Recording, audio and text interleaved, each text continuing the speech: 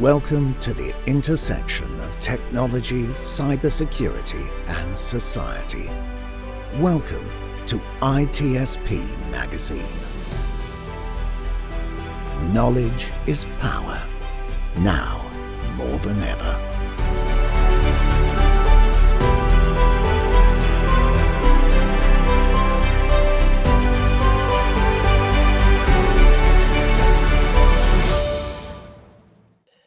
Hello, everybody. This is Sean Martin, your host of the Redefining Cybersecurity podcast here on the ITSP Magazine network and podcast network, that is, not just a network. And where we get to talk about all things at the intersection of technology, cybersecurity, and society. And as the host of this show, I dig deeper into cybersecurity, which, funny enough, sometimes crosses over into the world of privacy. And not always, but there's some overlap there, and perhaps some conflicting things as well, which we may or may not touch on today. A good friend of mine posted a note on LinkedIn, which is where, honestly, that's where a lot of my inspiration comes from, new topics and interesting things coming to bear. And a new book is on its way, The Privacy Leader Compass, co-written by Dr. Valerie Lyons and Todd Fitzgerald. And I'm thrilled to have Dr. Lyons on with me today. Doctor, how are you? I'm good. Thank you for having me on. Delighted to be here. This is going to be fun, talking about privacy, and the word compass excites me because I'm all about how to operationalize something. And for me, that means, because the way my brain works, it means a project. You have a start and a destination, and hopefully some decently defined path of how you want to arrive with success toward whatever the end is. Maybe multiple ends, multiple milestones, but nonetheless, a compass guiding you is super important in my mind. And so we're going to talk about the book and some of the things within it. Before we do that, though, a few words from you about your journey and leading up to the writing of this book. So, what I suppose took me to the book was I'd spent a number of years in privacy, working in privacy. Prior to that, working as a CISO in cybersecurity. So I'm a bit like the human version of 27001 and 701. You know, I have an extension, and that extension has been the last decade in privacy. And then I kind of decided to formalize that with a PhD in privacy. So that took me over 5 years essentially to complete that PhD. And then when I finished the PhD, it's kind of like bucket list, you know, a series of different things. I wanted to really bring some of that knowledge that I had gained over those years to the fore. I didn't want it to sit in a vault and just gather dust. I wanted to bring that knowledge, and not specifically the PhD research that I did, but more the knowledge that you amassed sort of around a PhD, in terms of all the reading that you do and sort of being aware of different pieces of research that are ongoing and going to conferences, amassing a knowledge. That's really what you do in a PhD. And I'd already seen the quality of the CISO compass. I'd seen how it was structured. I really liked the way it wasn't jumpy, because a lot of the scholarship that I'd seen and literature that I'd seen was quite jumpy, particularly with multiple authors. So I partnered with Todd to sort of leverage that structure, which was the 7S model, to produce a book for privacy leaders rather than cybersecurity leaders. And that was the Privacy Leader Compass. So that's how it was born. Nice one. And you equated it to having children in your post that I saw. And oftentimes I'm a father, so we create another being and we do our best to shape it and form it, and then off it goes, right? And it does its thing. And hopefully it brings, as a child or in the form of a book, brings goodness to those that interact with it, right? I just hope that it's not going to have as much of a need for investment after its publication than the child does. Yes. But it is very similar in terms of you're nurturing something for a long time and nothing is happening. No one knows about it. It's the big secret. But you're working away on something for a long, long time. And then one day it gets delivered, it's in a box and you open it up and there it is, this thing, a book. And for people who've written more than one book, it's like having your second child and your third child. It's not the same as the first. The first was just the big experience, the big surprise, and that's what it is for me. I thought a book would be just like children. I quite romanticized it, and it's absolutely hard work. Writing a book is not for the faint-hearted. And so there's so many similarities between having a baby, romanticizing it. I had romanticized my first child out of all proportion. I was so disappointed by the reality of it. But I'm much more realistic about the book than I am about having children.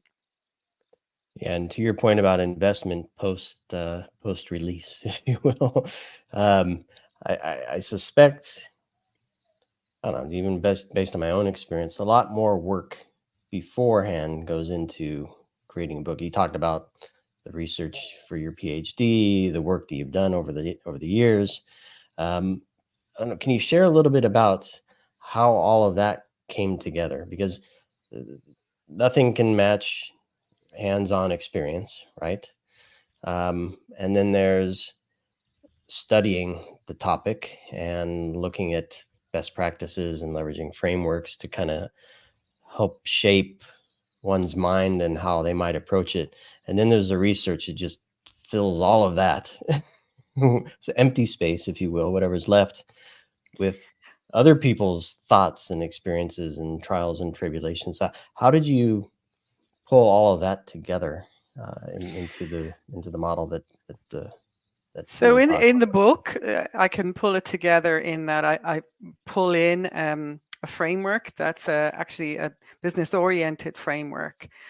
So that's kind of very much my academic me. My academic me is somebody who reaches out to different theories and different structures to adopt them and apply them in a different context. That's very much sort of the academic background. But I also know from my academic background that allows you to stop the jumping. I had a really interesting conversation with a 19-year-old recently where when she saw my book, she said to me, well, how do you know you got everything?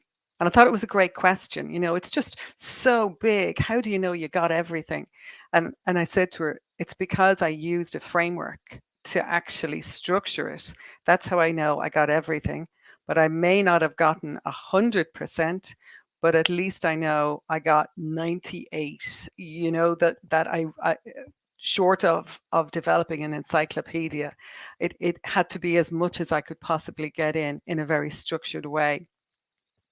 So I use the McKinsey 7S model. It's a time and tested. It's quite an old model, but it's a business oriented model, and it's essentially designed to determine or to establish effective organizational structures so that you can build an effective business.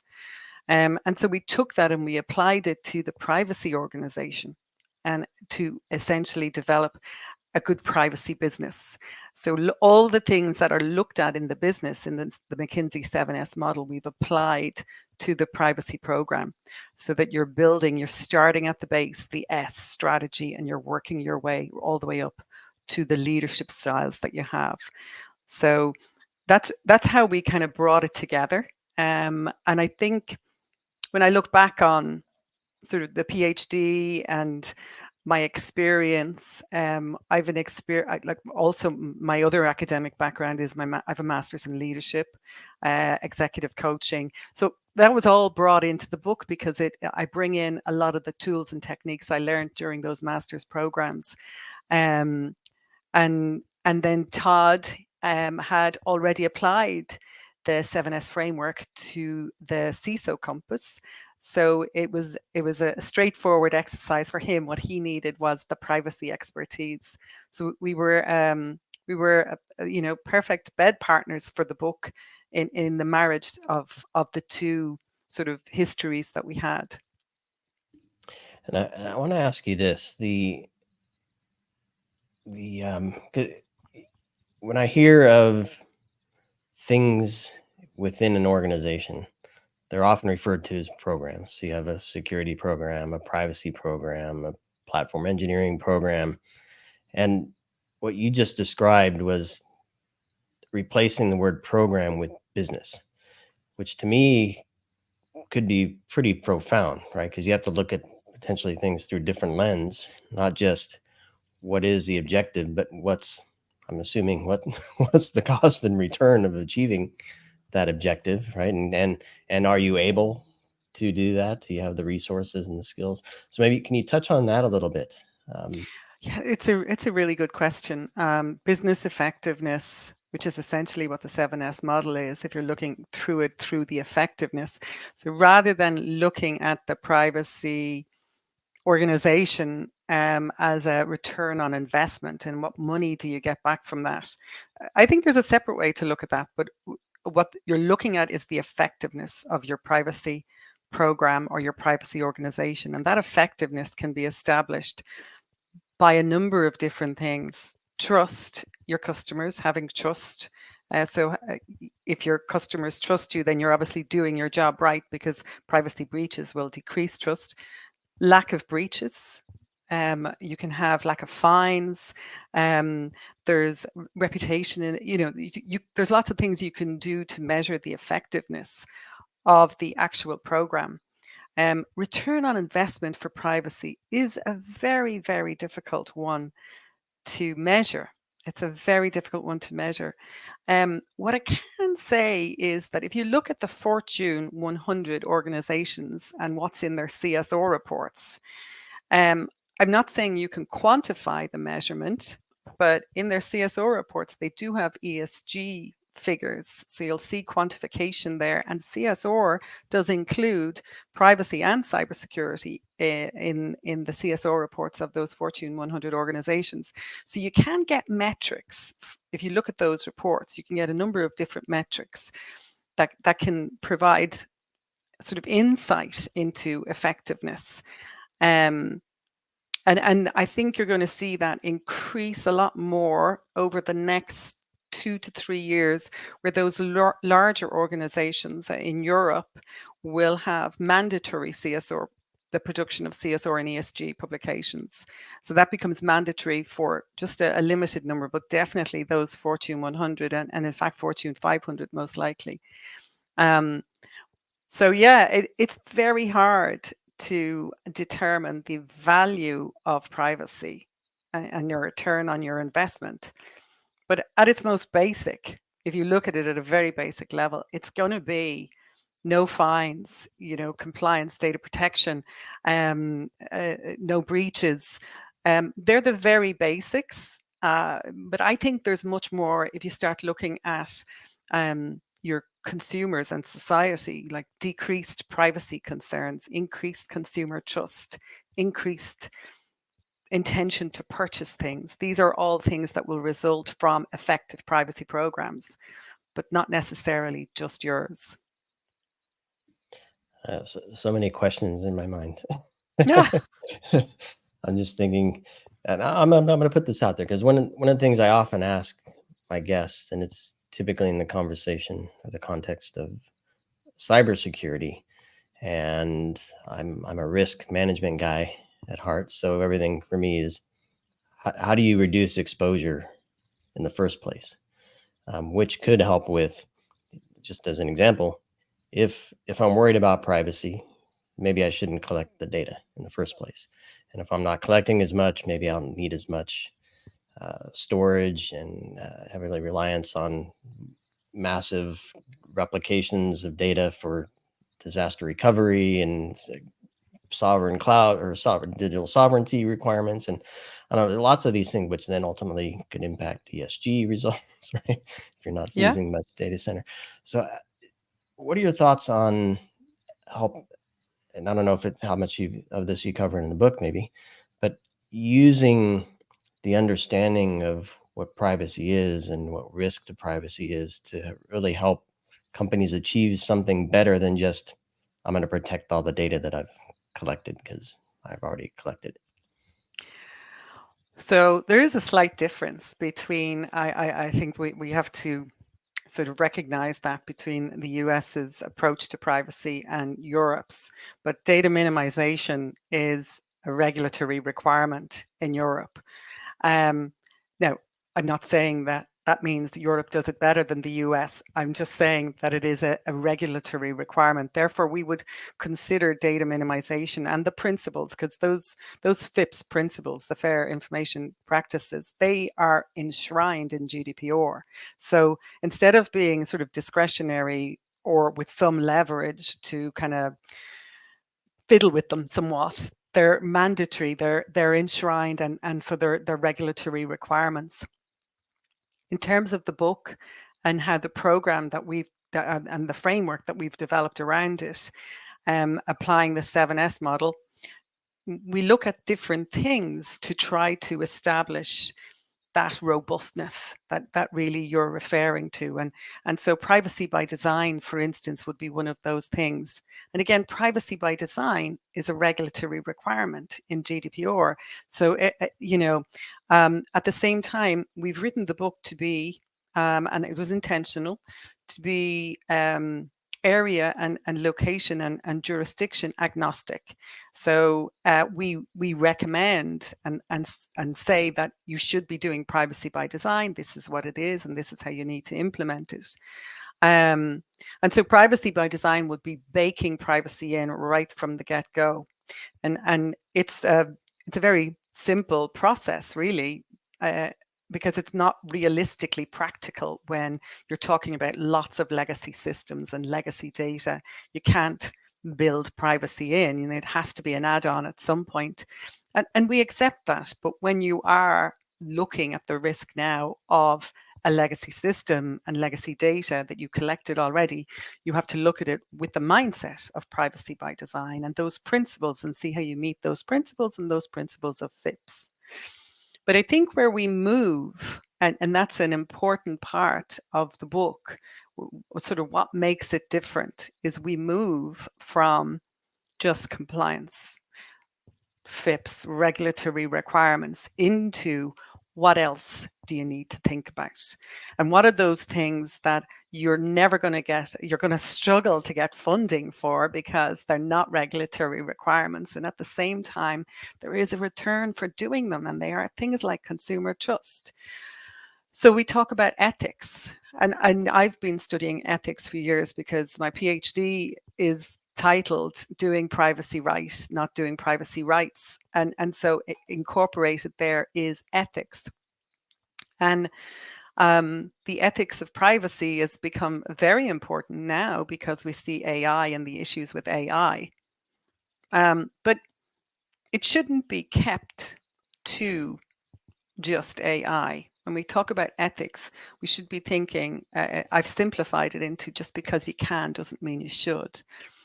And I think that's the space where we see real value from privacy, is making privacy something that engenders increased consumer trust and actually creates a sense of community and social concerns reducing about privacy as a result of what we do.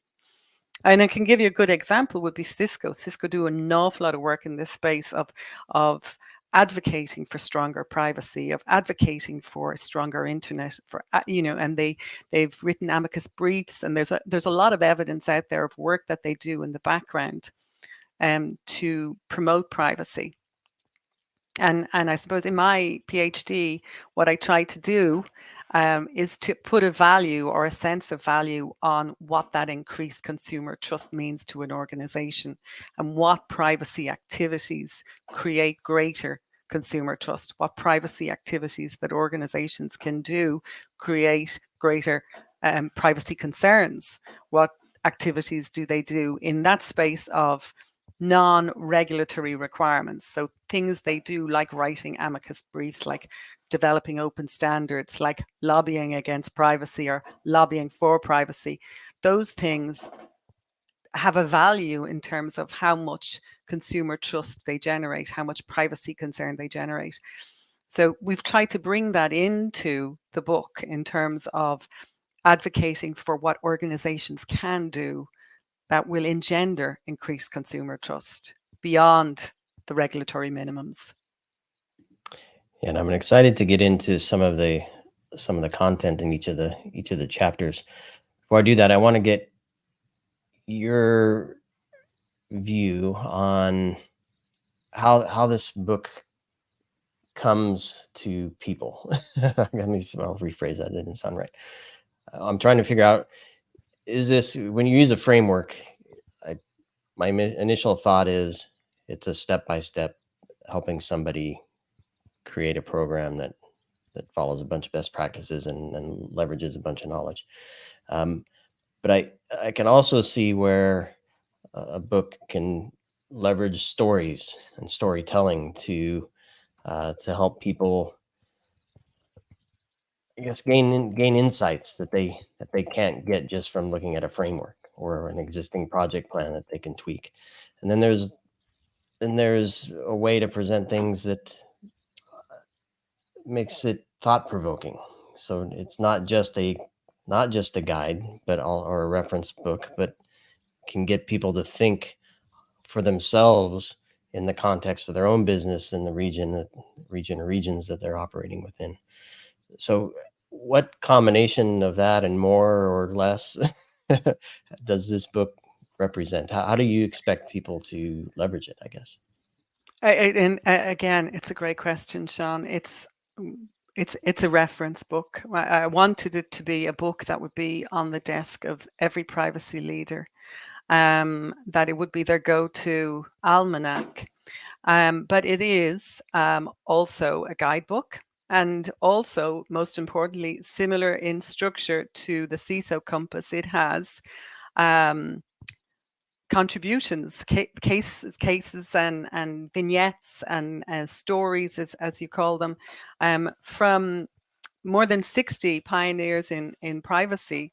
Some really, really incredible people have written in the book to support or provide a case or their examples of how they dealt with a particular challenge related to that particular chapter or that particular sector. Even, in fact, the foreword is written by Anne Cavoukian, the mother, if we're allowed to use the pronoun mother, of privacy by design. So there's incredible wealth of contribution in the book in terms of learning from the history and the mistakes and the experience of others. And I think both Todd and I would be staunch advocates of the collaboration, of connecting with and learning from others who have tread that particular path in the past. Why tread it yourself when you can learn from them? So I think it's also going to be stories, war stories and learning stories from these, pioneers in privacy and in the privacy industry. And also there's, we didn't just stick with privacy, because there's people who've worked in trust and people who've worked in cybersecurity and people who've worked in ethics. There's lots of different elements that we've tried to find the right pioneers for those particular sections. Yeah, that's fantastic. And at some point here, I'll present the spot, and then I'll put you on it wherever you're comfortable for one of those stories that stick out to you. So you can either share that now, or I want to go through some of the topics in the chapters as well. So maybe we do that, and as we're going through some of these, maybe a story comes to mind that you feel like sharing, because the roads there. That's the spot I'm going to put you on. So you can paraphrase, so let's talk about the beginning. There's roadmap, landscape, strategy. I kind of combine those three. And to me, those are very dynamic elements. So I'm curious how you present that in the book in a way that stays fresh as people start to build their program. Because privacy pre-GDPR is different than now, and of course in the U.S. there are a bunch of privacy data protection rules and laws coming around. A lot of driven from California. So how, and of course, business is changing, internet, global business is changing, technology is changing. So how do you kind of all those three together, strategy, landscape, and a roadmap for success? How do you present that in a way that allows for things to be dynamic? Well, as I said, one of the key parts is making it agnostic to any particular jurisdiction. So it's not about California. California's in there, obviously. It's huge pieces of legislation. So you're going to find California in the legislative piece. But developing a strategy, it doesn't matter whether you're in the US or whether you're in Europe. When you're developing a strategy, you want to create a privacy vision. You want to ask yourself, why were you hired to do this job? Is it because the last person was rubbish, or were they fired, or what was the reason that you were hired to do this job? And that doesn't matter in any jurisdiction. And so we go through the different things that you need to explore in the book in terms of developing that strategy. And so I don't believe that there's any need for the frameworks to account, or our framework to account for different jurisdictions. But in terms of how can we provide flexibility, if you want to call it that, I think by keeping it agnostic, you provide some flexibility. But with privacy, when it's in legislation, it's very hard to be flexible. And I've seen people try to simplify it and do various different things with legislation. It doesn't work. Legislation takes an awful long time to build. It takes an awful long time with an awful lot of really experienced people to create it. And so when it says X, I have the theory of don't fiddle with it, accept that is what it is, and you must do it that particular way. So there's no flexibility really in legislation, but there is in interpretation. And so in the interpretation space, we have sort of incorporated how you can interpret different pieces of legislation.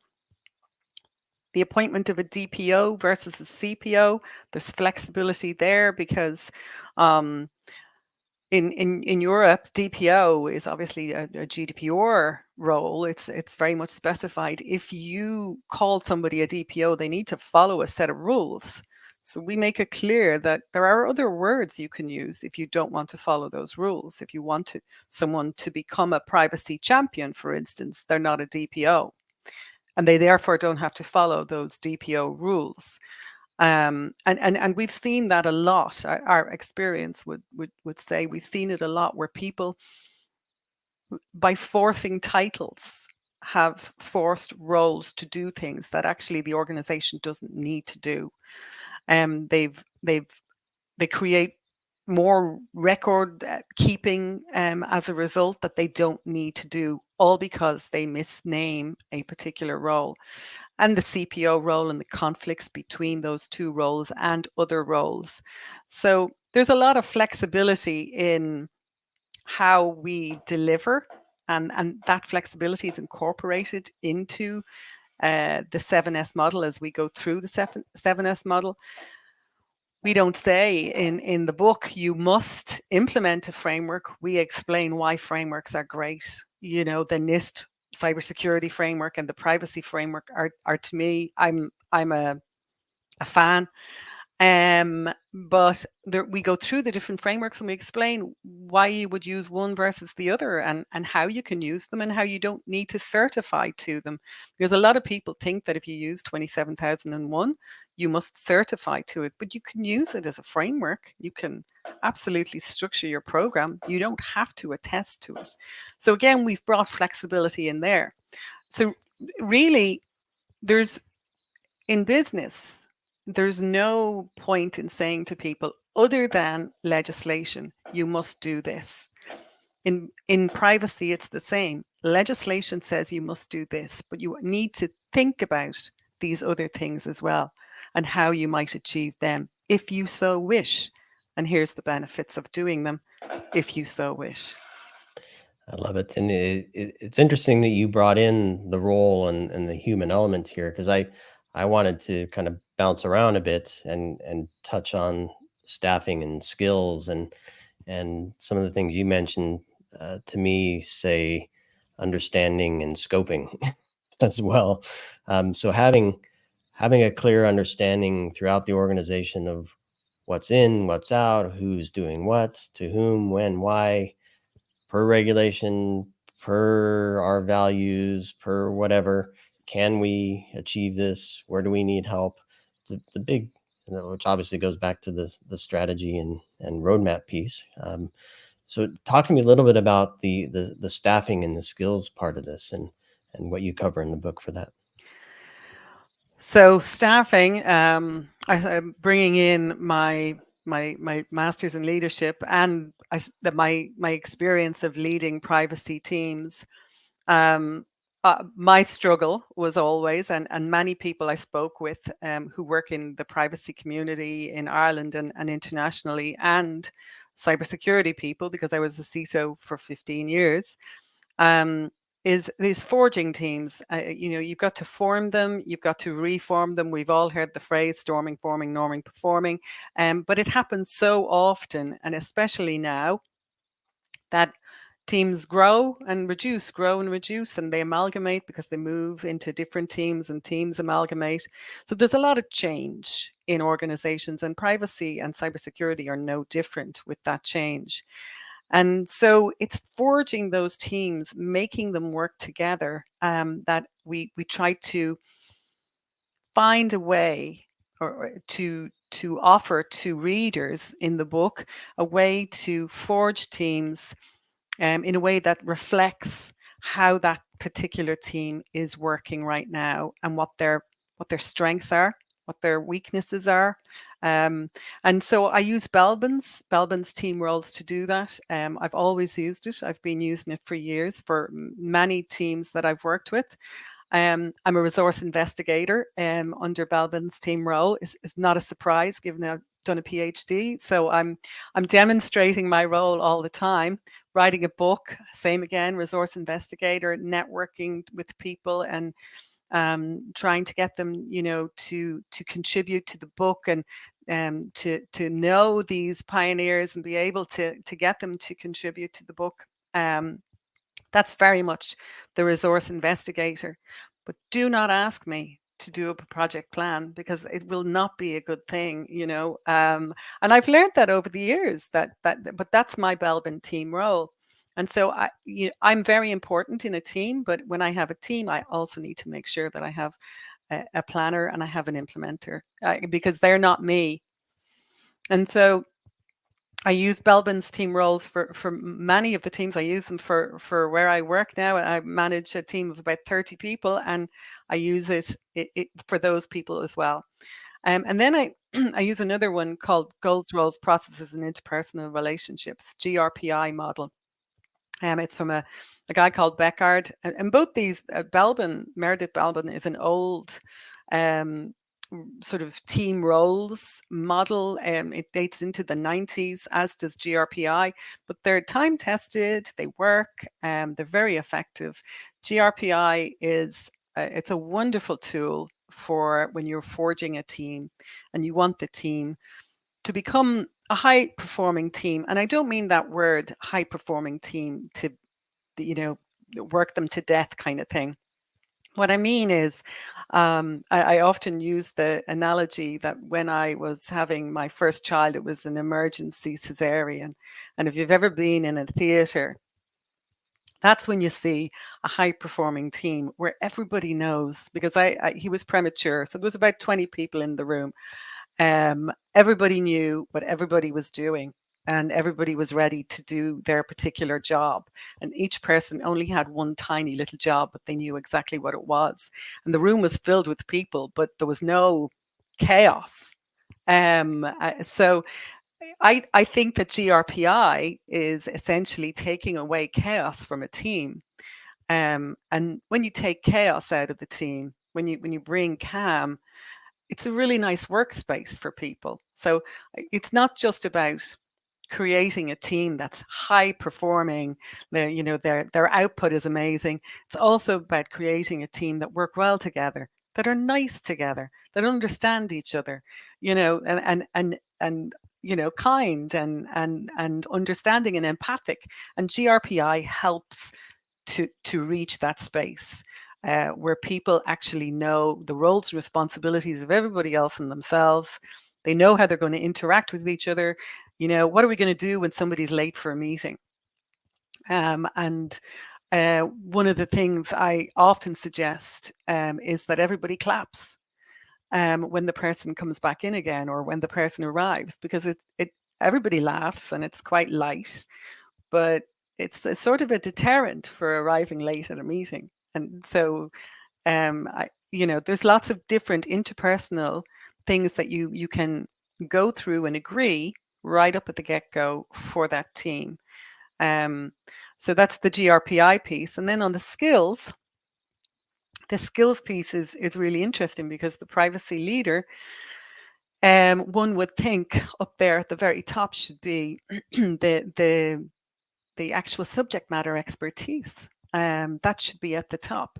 But when you're leading a team, those leadership skills, that empathy, they're also just as equally important. So I'm not saying that one pips the other, but I do say that when I'm recruiting a consultant, because that's the role that I often am recruiting new consultants for our team, I look for somebody who's got the soft skills, the project management skills, and I can teach the subject matter skills. The subject matter isn't as important, in my view, as them being able to work in a team. There is very few people who are working in isolation. Most people are working in a team. And so that team skill, that being able to navigate teams and how they work and how they interact, is so important. And so we go through those skills in terms of the privacy leader. What are those key skills that they need to have? They also need another series of skills, which I believe takes an awful long time to learn. And that is how to communicate to the board or to a really senior executive level, because they talk a different language and you must learn that language. They switch off in 30 seconds if you haven't started to speak in their language, which is going to be strategy. And it's going to be, the shared values. It's going to be, the numbers that they need to hear about, the revenue that they need to hear about, the breach and the fines, the language that and the things that they're interested in are different than your day-to-day stuff, and you need to learn that skill. And I think that takes experience. The first time I spoke to a board, my mentor at the time was at the end of the table, and I saw him put his head in his hands as I started to speak, because I knew he was saying to me, "You just got this wrong." But I learned from that experience. I learned from that experience to dumb it down. That was my lesson. Dumb it down. So they're the key skills. Project management, to me, is an enormous skill for a privacy leader, because you are running multiple projects at the same time. Right. So we're getting close on time. I want to touch on this one thing, because I don't want to let it go. It's around styles and values, because you talked about the comm in the theater. Everybody has a role.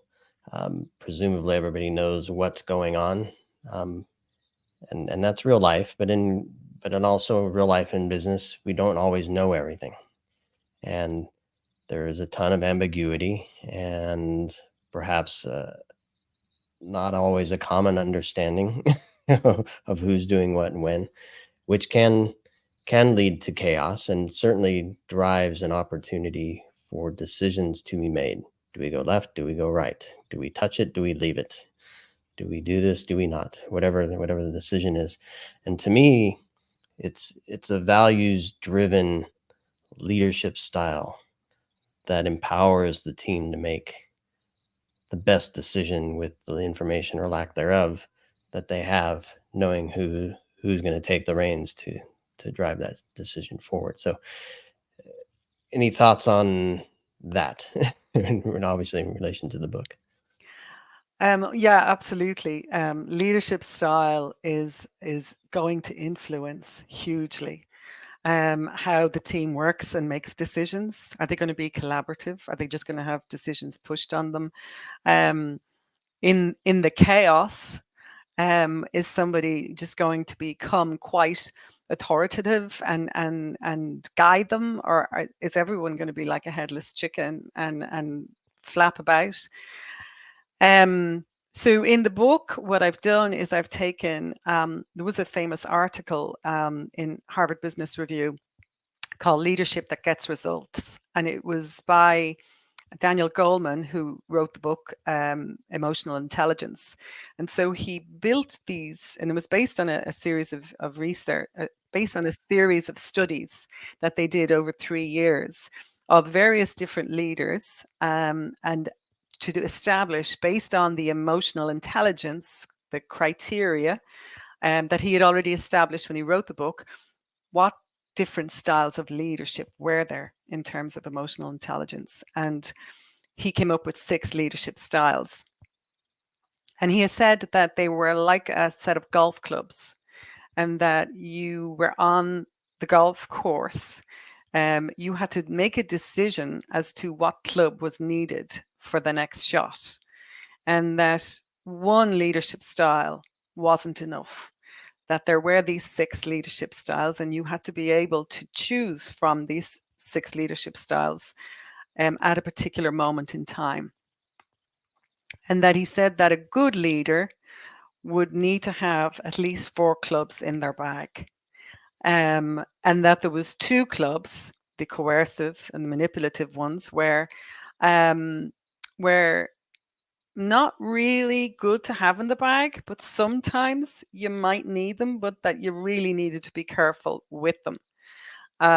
My experience is I've never seen their need in my work life, but I suspect in something like perhaps a mergers and acquisitions situation, they might be, but they have negative effects on the team. There's no two ways about it. Take a look at Twitter and or X, as it's now called, and Elon Musk a year ago, in fact, today, the effect that had on teams when a different leader pulled out the club, the coercive club. So we go through those 6 leadership styles, when to use them from a privacy leader's perspective. So we've analyzed each style and gone through how you can use those styles within your privacy team, and what are the circumstances where maybe you might want to turn the volume up on certain styles, or when you might want to turn the volume down on certain styles. But you can do, what I think is interesting about the leadership styles is you can kind of go through them, and if you honestly explore yourself, you can figure out if you've got 4 in you. I'd say most people have 2. I think I probably have 3. So the 4th, I think you probably need a little bit of hardness to play with the 4th club, and the 5th and 6th I just don't play with. But most people I've spoken to say they have definitely got 2 of the leadership styles, and they fall into them naturally, but they're not always the same 2. So I think it's worth exploring for people to see if there's a style in there that they need and where's their shortcoming. If If you know that you've got a shortcoming, maybe there's a style that you could learn. But I do think that when you are in a privacy leader role and you have a lot of people who are looking to you to make a decision, and to make a decision quickly, or to make a decision that affects them, that you need to make sure that you choose the right club for that moment. And it's not necessarily natural. Some people say it's natural. I don't think it is. I think sometimes you just need to take time out to think, what should my leadership style be in this particular circumstance? Always go for the driver. Just that's a fantastic analogy. So as we come to the end here, I'd love to hear a story. So either one recalled from the book, or one personal that you've experienced in your years doing this. Something that demonstrates a change in how an organization approached their privacy program. How an organization approached their privacy program. Or any other story that Well, is coming to mind. I think what I think is more interesting, I'm not going to answer that, because the privacy programs you only have insight into a privacy program of what the organization tells you. You have to work in the organization to know truly what the privacy program is, whether it's just compliance and whether they're reporting that they're wonderful. They call this looking good versus being good. So there's a lot of whitewashing of privacy in CSO reports, for instance. So if you read them and you actually take time to read them, they're just window dressing compliance. So they're saying, we trained everybody in the organization, we've done this, we've done that. But actually they had to do that because GDPR said that they needed to make sure that they had everybody trained. So when you take that lens off and you start looking at organizations and what they're doing, who's really building privacy programs that are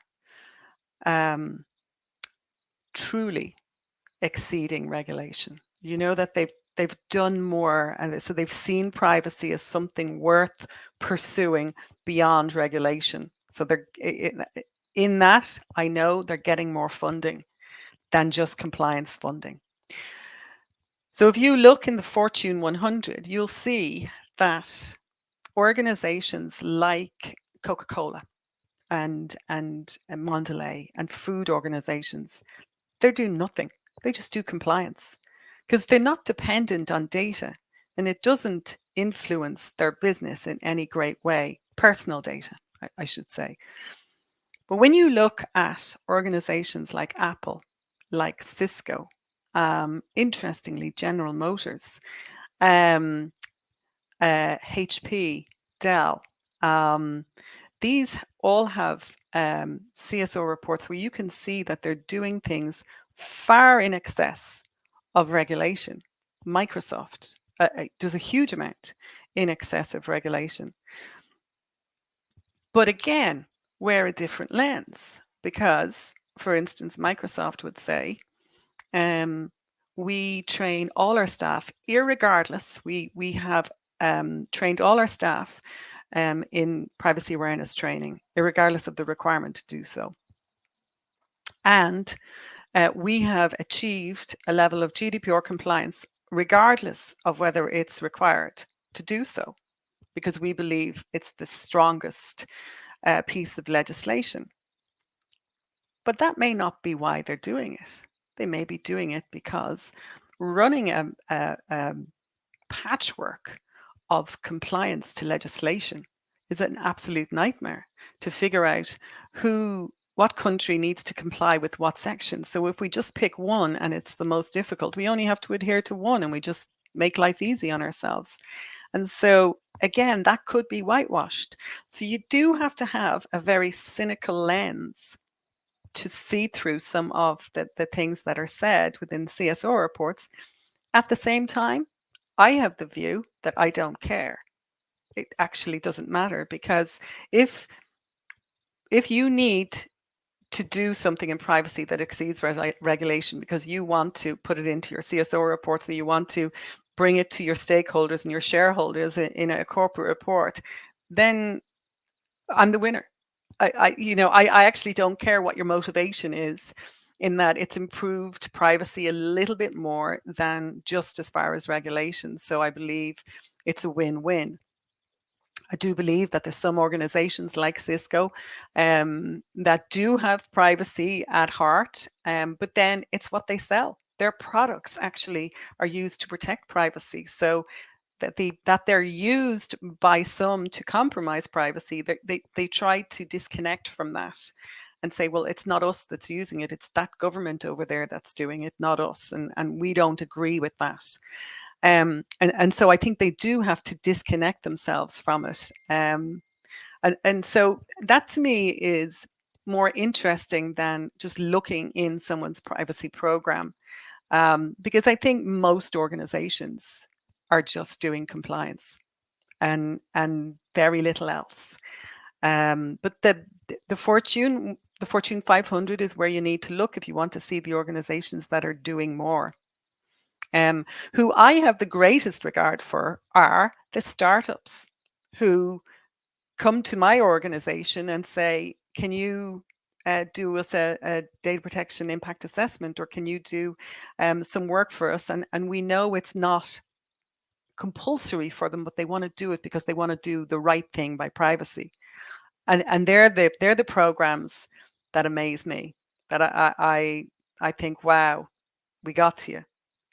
So Yeah, because presumably it's a difficult decision to take funding that could potentially shorten the runway or take away from other market driving or market enabling features or services or whatever. Yeah, so to make that decision, it's pretty powerful. yeah, I agree. Powerful. But I think what they want to say is we want to do the right thing here. Mhm. And that's the value that they want to communicate to their potential clients. Yep. Yeah. Value, multiple meaning of value there, right? Their values and the value that they're bringing. Absolutely, yeah. Love it. Well, Dr. Lyons, fascinating conversation. I'm sure we've simplified 472 pages, I think you wrote, into 476, but at the There you go. beginning, it was 52 pages was written on when they initially released it, and I was so annoyed because it looked like a child's book, you know. No, 476 pages. Love it. Love it. Well, we've condensed that into a summarized 52 and change minute chat here, which I've thoroughly enjoyed, and I'm super happy you joined me today. So Thank you for having me, Sean. It was a pleasure, my privilege too. fantastic chat. And of course, everybody listening, I'll include a link to the locations you can get the book. It's in a few different spots, and sure we'll include a link to Todd's CISO Compass as well, because I think it's probably a good companion for folks who straddle that line. And anything else that Dr. Lyons wants to share that she thinks would be helpful. Maybe you mentioned a few frameworks, ISO 27001 and NIST, CSF, and privacy frameworks. Maybe those are good links. So I'll leave that for you, Dr. Lyons, to think if there's anything else that can help folks prepare for this and a good companion to your book. And thanks again for joining me. Thanks everybody for listening and watching. Please do share with your friends and subscribe for even more as we continue operationalizing security and privacy in business. So thanks everybody. Thank you.